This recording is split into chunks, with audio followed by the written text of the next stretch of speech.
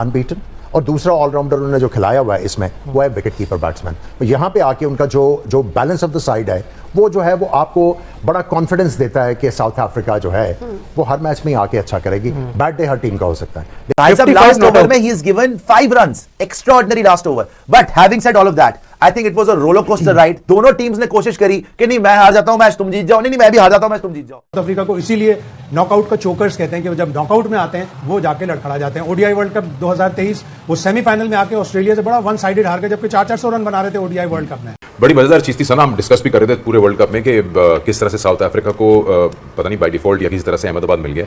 उनके कोच ने press conference में कहा कि एक मैच और है यानी आज का, जीत जाए then will go to home. बेशक पाकिस्तान जो है वो इस दौर से निकल चुका है, लेकिन वी आर एक्साइटेड बिकॉज दो अच्छी टीम्स। बट आमिर, हम जो बात करते हैं एडन मार्करम की एज ए कैप्टन जनाब इन T20 वर्ल्ड कप की हिस्ट्री में 16 मैचेस खेले, 15 विन किए, 92 का इनका रेशो है अभी भी इस वर्ल्ड कप के अंदर। आपको क्या लगता है what is that thing which was missing probably in 2024 world cup but which is here now?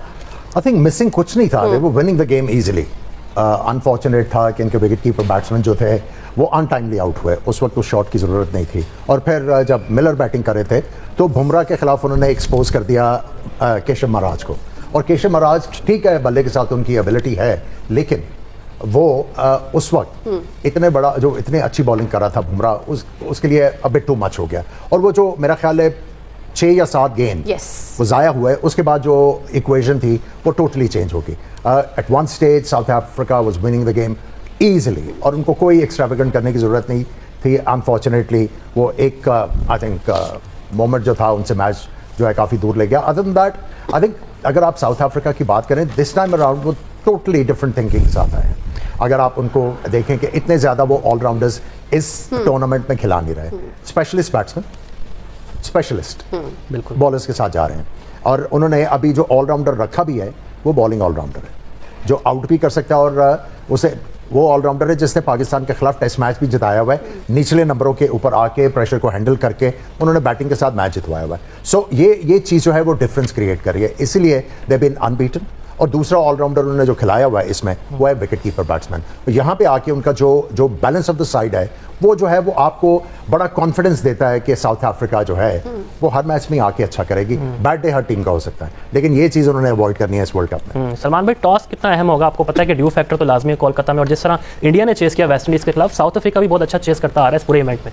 कह लीजिए कि 15 से 20% तो फर्क डालेगा टॉस, क्योंकि उस तरह ड्यू नहीं आई जिस तरह अभी तक देखी नहीं हमने। जब वो बगी कैम को चलाते हैं तो टायर्स के ऊपर नजर आता है आपको कि कितनी गीली है ग्रास, तो वो इतना ज्यादा नहीं था कि उसकी एंटायरिटी पे मैच डिसाइड हो जाए। तो आई थिंक ये दोनों टीमें काफी क्लोज हैं, they are well knit units. सबकी गेम अंडरस्टैंडिंग बड़ी ज़बरदस्त है इनकी। कोई ऐसे कह लें कि कहीं पे आपको ऐसा झोल नज़र नहीं आता प्लेइंग 11 में कि आपके यहाँ से एक दूसरे को ज़रूर पकड़ सकता है फलाना, लेकिन यह है कि ऑन दैट पर्टिकुलर डे किसकी चीज़ें ठीक होती हैं ये बहुत मैटर करेगा। Toss will yes 15-20% toss will be very important. और इसके अलावा आई थिंक कि बॉलिंग में कह लें कि फास्ट बॉलिंग में न्यूजीलैंड ने भी अब बेहतर बॉलिंग की है। जब मैच शुरू हुए थे वर्ल्ड कप के तो उनकी फास्ट बॉलिंग स्ट्रगल करी थी, उन्होंने हर एक के खिलाफ रन का। लेकिन जैसे जैसे टूर्नामेंट प्रोग्रेस हुआ है कम द फाइनल स्टेजेस तो हेनरी ने अच्छी बॉलिंग की, लेकिन हेनरी गए न्यूजीलैंड वापस गए हैं वो, तो अब ये नहीं पता कि वो आते हैं या नहीं आते इस मैच के लिए। तो I think if he doesn't play तो देन जो न्यूजीलैंड के पास वो डफी है पीछे, ही इज नॉट समबडी जिस पे वो रिलाई कर सके और he can be taken for runs. वो कोई इतना बॉलर नहीं है हेनरी के मुकाबले का, उनके पास कोई बॉलर और नहीं है। तो अगर वो नहीं आते वापस तो वो एडवांटेज जो है ना वो जरूर साउथ अफ्रीका का होगा। लास्ट ओवर में he is given 5 runs, extraordinary last over. But having said all of that, I think it was a roller coaster ride. दोनों टीम्स ने कोशिश करी कि नहीं मैं हार जाता हूं मैच तुम जीत जाओ, नहीं मैं भी हार जाता हूं मैच तुम जीत जाओ। पहले न्यूजीलैंड कैचेस छोड़े जा रहा है, ठीक है जी, ग्लेन फिलिप्स जैसा फील्डर कैच छोड़ रहा है, इतने नर्वस थी, ठीक है। But despite that south Africa ने बोला ऐसे कैसे, हम तुमसे बड़े चौकर हैं। मिलर ने भाई साहब ने उसी ओवर में फिर से कैच दे दी, वो आउट हो गया। सो लगातार विकेट्स देकर साउथ अफ्रीका ने अपने आप को एक कुएं खाई में फेंक दिया था। बट स्टब्स ने और Marco Jansen, specially Marco Jansen ने जो छक्के मारे हैं, ओह 77 for 5 से एटलीस्ट वो एक रिस्पेक्टेबल टोटल तक पहुंच गए हैं। 169 टू विन, 170 चाहिए, ठीक है, ऑलमोस्ट 170 चाहिए, जस्ट अबाउट। न्यूजीलैंड के बॉलर से बेटर बॉलर साउथ अफ्रीका के पास है। क्या साउथ अफ्रीका नर्व्स कंट्रोल करके फील्डिंग कर पाएगी? अगर न्यूजीलैंड की तरह कैचेस छोड़ी तब तो सवाल ही नहीं जीतने का। 170 पर भी न्यूजीलैंड फेवरेट है, मगर यह है सेमीफाइनल, जैसे मैंने बताया दोनों टीम्स हैं नर्वस, उन्होंने भी बड़ी कोशिश करी हारने की, इन्होंने बड़ी कोशिश करी हारने की, लेकिन एंड में साउथ अफ्रीका का थोड़ा मोमेंटम वापस आया, लास्ट ओवर में न्यूजीलैंड ने भी पीछे खींचा। बड़ी शानदार लड़ाई हुई है इस मैच में, ऐसी बात नहीं है। लेकिन प्रियांशु जी जहां आप बात कर रहे थे ना उन्होंने क्या खेला, मैं आपको ये भी बता दूं कि न्यूजीलैंड ने भी चौकी करी है भाई। अगर आप 77 फॉर 5 से 170 पढ़वा दो तो उसका भी कोई हिसाब नहीं है। जिस हिसाब से वो खेला मार्को यानसन, 30 बॉल्स पे 55 रन, 30 बॉल्स पे 55, ऑलमोस्ट 200 की स्ट्राइक रेट से कौन खेल गया? Marco Jansen. ना मिलर मार पाया, ना डिकॉक मार पाया, ना मार्करम मार पाया, ना स्टब्स इतना नहीं मार पाया, ना रिकल्टन मार पाया। तुमने किससे मार खाली भाई? Marco Jansen. तो न्यूजीलैंड की भी कुछ ना कुछ कमी थी, उनकी कमजोर कड़ी थी जिमी नीशम। साउथ अफ्रीका के पास कोई कमजोर बॉलर नहीं है, साउथ अफ्रीका के पास प्रॉपर 5 बॉलर हैं। उनके पास कोई तुम्हें ऐसा फ्री का बॉलर नहीं मिलेगा बटोरने के लिए। So it will be very interesting to see. मेरे हिसाब से साउथ अफ्रीका अभी भी पूरी तरह गेम में है। आई विल स्टिल से 60-40, उससे ज्यादा नहीं, 90 हां इन फेवर ऑफ न्यूजीलैंड। और इवन आपको बता दूं साउथ अफ्रीका ने जिस हिसाब की क्रिकेट खेली है भाई, अभी भी वो मैच जीत सकते हैं। और जो कमेंट्री कर रहे हैं बेसिकली उन्होंने क्या बोला है अभी, और जो भी सुनने में आ रहा है रिपोर्टेडली कि ये लोग 20 रन कम रह गए, 20 रन शॉर्ट रह गए ये लोग। और इवन वो बोल रहे हैं कि भैया ड्यू भी थोड़ी बहुत आने वाली है, अब थोड़ी बहुत ड्यू अब गेम में आने वाली है। पहली बात तो जब मैं मानता हूं कि 77 पे 5 से 168 बहुत ज्यादा बन गए, लेकिन द पॉइंट इज कि साउथ अफ्रीका ने आज शुरू में इतने रैश शॉट्स खेले, Quinton de Kock, Aiden Markram, Dewald Travis, कोई दो राय नहीं हो सकती इतने, और रचिन रविंद्र पे आउट नहीं हो सकते आप सर। आप किसी भी ढंग के बॉलर पे आउट सकते हैं, लेकिन रचिन रविंद्र पे आउट नहीं हो सकते। मिडिल फेज में 65 रन बनाए हैं, 3 विकेट दे दी। अल्टीमेटली बात ये कि साउथ अफ्रीका के स्टैंडर्ड्स के हिसाब से साउथ अफ्रीका ने बहुत गंदी गेम खेली है, और न्यूजीलैंड के हिसाब से न्यूजीलैंड बहुत खुश होगा अगर आप न्यूजीलैंड को मैच। मुझे तो ये लग रहा है कि हम बहुत ओवर एस्टिमेट कर रहे हैं कि ये पिच पड़ी कोई बैटिंग पैराडाइज है। आज जिस तरीके से बॉल रुक के आया है, मुझे लगता है कोई प्रॉब्लम होगी। अगर मैं आपसे पूछता हूं इसके, अगर न्यूजीलैंड, आप ये बताओ, न्यूजीलैंड बॉलिंग करने आया था और न्यूजीलैंड को बोलते कि हाँ भाई 170 पे रुक रहे हैं, क्या आप ये लेते हो? वो 100% ले लेते हैं कि 170 में ठीक है भाई, कोई दिक्कत ही नहीं है हमें, क्योंकि साउथ अफ्रीका ऐसी टीम है 200 ही मार सकती है इस पिच पे, कोई दिक्कत है। और ये पिच जैसे मार्को यानसन ने मारा, आपको क्या लगा कि पिच बहुत मुश्किल है? कोई डीमंस नहीं है इस पिच पे। प्योर इंडियन गाय देखिए, मैं ये बोलूंगा आपको, ऐसी कोई बात नहीं है। बात ये है कि वो कम से कम एक फाइट तो हो। अगर वो 100-150 पे रहते तो खत्म था। हाँ, फाइट हो गया। जिस हिसाब से साउथ अफ्रीका खेली, लास्ट ओवर में कम रन रह गए, और क्या आप मेरे को गारंटी देंगे? मैं तो मानता हूं कि न्यूजीलैंड मैच जीते, मैं चाहता हूं कि न्यूजीलैंड मैच जीते, और क्योंकि अहमदाबाद में मुझे साउथ अफ्रीका नहीं चाहिए, लेकिन जिस हिसाब से वो खेला था मार्को यानसन, मैं तो वो बैटिंग देख के बोल रहा हूं यार। अभी तो इंडिया का पर्सपेक्टिव मैंने सोचा ही नहीं। और दोनों की बैटिंग में बहुत ज्यादा डेप्थ है। Bowling no doubt South Africa की न्यूजीलैंड से बेहतर है, लेकिन 5 मैच में 1 मैच भी नहीं जीता है न्यूजीलैंड। तो दुआ तो हम न्यूजीलैंड के लिए करूंगा कि न्यूजीलैंड जीत जाए। दुआ रहम है या मतलब ये नहीं, ये डिजर्व करती थी टीम सेमीफाइनल्स के लिए। जैसे अभी आपने कहा ना पाकिस्तान तो नहीं पहुंच पाया, लेकिन हम पाकिस्तान के लिए ये नहीं कह सकते ना कि वो डिजर्व करता था। हाँ, पाकिस्तान डिजर्व ही नहीं करता था। जिस तरह के शोशे छोड़े जाते हैं, जिस तरह के लतीफे शगुफे दिखाए जाते हैं दुनिया को, तो लोग तो बेवकूफ बन जाएंगे, हम तो बेवकूफ नहीं बनेंगे ना। तो पाकिस्तान डिजर्व नहीं करता था, और न्यूजीलैंड बेस्ट टीम थी, वो आई है, और बेस्ट विशेष है न्यूजीलैंड को, एक्सेप्ट कामी भाई हमारे। कामी भाई तो यकीनी तौर पर इससे जो है ना वो अलग राय रखेंगे। आप साथ नहीं दे रहे होंगे कामी भाई, यकीनन बासित भाई की बात के साथ आप सहमत नहीं होंगे? नहीं, देखिए कुछ पॉइंट पे मैं बिल्कुल एग्री करूंगा। कौन से पॉइंट पे ये सहमत होता है? आप वो पॉइंट्स लिख कर दे दीजिएगा, खाली सफा आएगा। अभी बताते हैं आपको। चलिए बताएं पहला पॉइंट। देखिए पहला पॉइंट, इसमें कोई शक नहीं है, साउथ अफ्रीका बड़ी बैलेंस, बड़ी अच्छी टीम है। थ्रू आउट इनकी जर्नी इस वर्ल्ड कप में बहुत आउट क्लास रही है। एक दिन बुरा रहा अफगानिस्तान के साथ जो मैच टाई हुआ, वो लेकिन छोटी टीम थी ना, अच्छा खासा सुपर ओवर हुआ, सुपर ओवर पे सुपर, वो बुरा टाइम उनका गुजर गया। तो मुझे लग रहा है कि क्रिकेट वाइज देखा जाए, कंडीशन वाइज देखा जाए, कॉम्बिनेशन वाइज देखा जाए, साउथ अफ्रीका की टीम बहुत बैलेंस है। और क्योंकि साउथ अफ्रीका ने सेमीफाइनल की जो दो टीमें हैं उनसे भी मैच जीता हुआ, इंडिया और क्या नाम है इंग्लैंड से, फिर तीसरी जो टीम है वेस्ट इंडीज, उनसे भी मैच जीता हुआ। तो एक कॉन्फिडेंस उनकी टीम में, उनके ड्रेसिंग रूम में है, लड़कों में है। न्यूजीलैंड अदर साइड आप देखें कि वो भी हमेशा आईसीसी इवेंट में बहुत ही आउट क्लास क्रिकेट खेलते हैं, नॉकआउट तक जाते हैं। हम मेरी भी ख्वाहिश है कि न्यूजीलैंड जीते, क्योंकि साउथ अफ्रीका ने एक आईसीसी इवेंट जीत लिया हुआ है।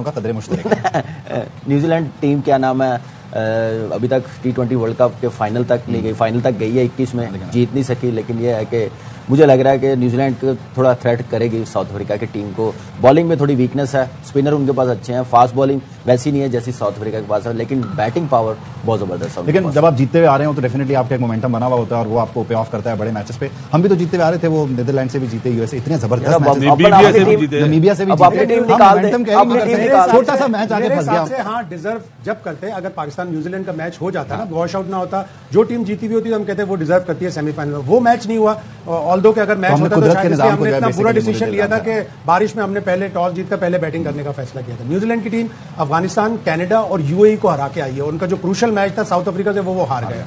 उन्होंने अपने राउंड के मैच में जब वो सुपर 8 खेल रहे थे, वो सुपर 8 का मैच उन्होंने जीता श्रीलंका से, तो वो भी थोड़ा से फॉर्म में आए। लेकिन साउथ अफ्रीका ने जिस तरह खेला है, इंडिया को हराया अपने ग्रुप में, अफगानिस्तान को हराया अपने ग्रुप में, सुपर 8 में वेस्ट इंडीज को हराया। लेकिन अगर आप नॉकआउट की मैच की बात करें तो नॉकआउट 3 मैच हुए इन दोनों टीमों के, 2011 का क्वार्टर फाइनल, 2015 वर्ल्ड कप का सेमीफाइनल और 2021 का 2021 का उसका भी सेमीफाइनल। तो ज्यादातर नॉकआउट 3 के 3 नॉकआउट हुए, वो तीनों न्यूजीलैंड ने जीते और साउथ अफ्रीका को इसीलिए नॉकआउट का चोकर्स कहते हैं कि जब नॉकआउट में आते हैं वो जाके लड़खड़ा जाते हैं। ओडीआई वर्ल्ड कप 2023 वो सेमीफाइनल में आके ऑस्ट्रेलिया से बड़ा वन साइडेड हार गए, जबकि 400 रन बना रहे थे ओडीआई वर्ल्ड कप में। बड़ी मजेदार चीज थी सना, हम डिस्कस भी कर रहे थे पूरे वर्ल्ड कप में कि किस तरह से साउथ अफ्रीका को पता नहीं बाय डिफॉल्ट या किसी तरह से अहमदाबाद मिल गया। उनके कोच ने प्रेस कॉन्फ्रेंस में कहा कि एक मैच और है यानी आज का, तो जीत जाए then will go to home ground. तो उनको काफी कंफर्ट जोन है उनका ये। ओवरऑल इनको देखें तो इनका जो ट्रैक रिकॉर्ड है साउथ अफ्रीका का वर्ल्ड कप में बड़ा अच्छा रहा है। आई थिंक फाइनली हारे थे, वरना 2024 और 26 के दोनों मैचेस अगर मिला लें तो 15 में से एक मैच 16 में से एक मैच हारा उन्हें, 15 जीते हुए हैं। That shows the quality, the consistency and only thing I would think about is when it matters the most, क्या ये फिनिशिंग लाइन क्रॉस कर पाएंगे आखिरी 2 मैच।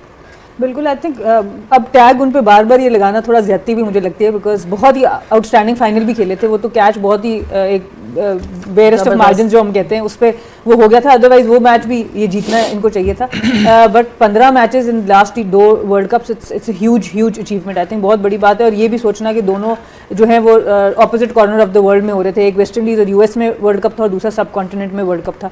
तो उस हिसाब से देखें तो बहुत ही ज़बरदस्त इनकी परफॉर्मेंस है। अब तक सिर्फ एक ही फाइनल खेले हैं जो पिछला फाइनल खेले हैं, ये एक बहुत मेरे लिए हैरानकुन बात है कि जितना साउथ अफ्रीका की टीम को हमेशा हमने अच्छा खेलते देखा है, उसकी वजह से हमने इनको बहुत ज़्यादा सेमीफाइनल्स में देखा। और उधर भी रिकॉर्ड दोनों टीमों का कोई खास अच्छा नहीं है, ना न्यूजीलैंड का, वैसे न्यूजीलैंड 10 हारा है 13 में से और साउथ अफ्रीका टोटल 1 जीत चुका है 8 में से। तो उस तरह से दोनों का सेमीफाइनल रिकॉर्ड भी कोई बहुत अच्छा नहीं है। बट ओवरऑल अगर हम देखते हैं तो साउथ अफ्रीका की जो कॉम्बिनेशन है टीम का वो बहुत ज़्यादा सेटल नजर आता है। सिर्फ एक आध चेंज इनको करनी पड़ती है, अगर स्पिन से फास्ट बॉलर विकेट होती है, कॉर्बन बॉश को अंदर ले आते हैं, अदरवाइज इनका रिकॉर्ड इनकी कॉम्बिनेशन बहुत अच्छा है। और ये वो रिकॉर्ड जिसकी हम बात करें कि most defeated semifinals in men's T20 and ODI world cup दोनों का न्यूजीलैंड के सबसे ज़्यादा न्यूजीलैंड हारा है, पाकिस्तान के भी साथ हैं और फिर साउथ अफ्रीका भी ज़्यादा दूर नहीं है, उनके 6। तो न्यूजीलैंड वर्सेस साउथ अफ्रीका का semifinal match T20 world cup में बहुत इंपॉर्टेंट हाई प्रेशर मैच माना जा रहा है। दोनों टीम का परफॉर्मेंस पूरे टूर्नामेंट में काफ़ी स्ट्रॉन्ग रहा है। इसी वजह से दोस्तों मैच क्रिकेट फैंस के लिए बहुत ज़्यादा एक्साइटमेंट बताया जा रहा है। दोस्तों साउथ अफ्रीका ने पहली बैटिंग करके हुए काफ़ी बैलेंस और एग्रेसिव इनिंग खेली है। ओपनिंग थोड़ा स्लो स्टार्ट हुआ दोस्तों, लेकिन मिडल ओवर बैटिंग ने इनिंग को संभाला और स्कोर को स्ट्रॉन्ग पोजीशन तक पहुंचा दिया। टीम ने 20 ओवर में 169 रन का स्कोर बनाया, जो T20 फॉर्मेट में एक कंपेटिटिव टोटल माना जा रहा है। साउथ अफ्रीका की बैटिंग में पावर हिटिंग और smart running between the wicket दोनों देखने को मिला। तो कुछ ओवर्स में उन्होंने फास्ट स्कोरिंग की और बाउंड्री और सिक्सेस लगाकर रन रेट को ऊपर रखा। साउथ अफ्रीका के बैट्समैन ने न्यूजीलैंड के बॉलर्स पर प्रेशर बनाने की कोशिश की, मिडल ओवर्स में काफ़ी रन निकाले। हालांकि न्यूजीलैंड के बॉलर्स ने भी कॉमबैक करने की कोशिश की दोस्तों, लास्ट ओवर में विकेट लेकर रन फ्लो थोड़ा सा कंट्रोल किया।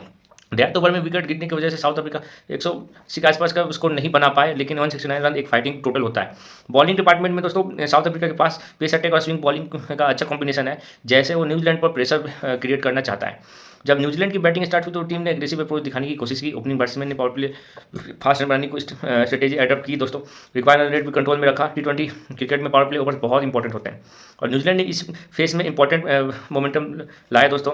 उनके ओपनर्स ने भी अटैकिंग शॉट खेलने की कोशिश की दोस्तों, स्कोर बहुत अच्छा चला है। लेकिन दोस्तों आगे देखते हैं सेमीफाइनल में क्या होता है। और कल दोस्तों सबसे इंपॉर्टेंट मैच है इंडिया वर्सेस इंग्लैंड का दूसरा सेमीफाइनल मैच। तो हमारी तरफ से तो हम 99.9% चांस है कि इंडिया जीतेगा। तो दोस्तों आपकी राय क्या है, आप कमेंट बॉक्स में बताइए। और इंडिया वर्सेस इंग्लैंड आपको क्या लगता है कौन जीतेगा। दोस्तों वीडियो चला हो तो लाइक से सब्सक्राइब कर लीजिए, बेल आइकन दबा दीजिए। जय हिंद, जय भारत।